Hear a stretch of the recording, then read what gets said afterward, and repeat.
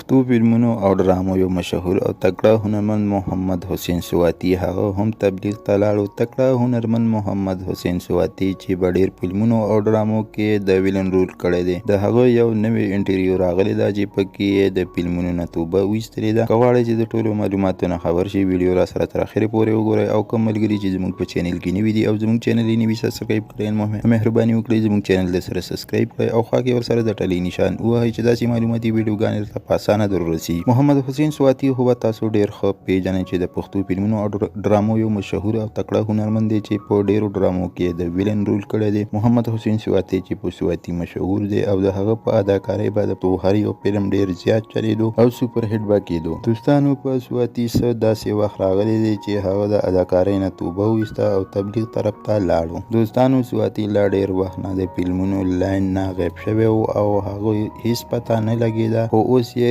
یوه نوې انټرویو راغلی ده چې هغه پکې د خپل ژوند ټول داستان بیان کړی دی او ویلي دي چې ما د هر څه نه توبه وویسته. دغه کار چې دی ډیر زیات بدکار دی ځکه چې ما د ژوند 40 کاله په دغه کار کې ولګول او ما ځان له د دې دنیا هر څه جوړ کړ او کله چې هم د شپې اوده کېږم نو د شپې دغه سوچ کوم چې 40 کاله د تیر شو او باقي د ژوند او په ساسه اعتبار نشته چې باقي به څومره عمر وي او ما د قبر د پاره هیڅ نه دی کړي. نو په دې وجه ما د هر څه نه توبه وایستله او د تبلیغ لپاره تیار شوم او الله پاک ته می توبه کړه او د کړي ګناهونو بخښنه ترې غواړم. دوستانو دا یو تازه خبر چې در سره مو شریک کړو. که ویډیو مو خوښه شوې وي نو لایک شیر کړئ، چینل د سره ضرور سبسکرایب کړئ. مننه کوم چې ویډیو مو را سره تر اخره پورې وکتله او د بلې ویډیو پورې د الله په امان.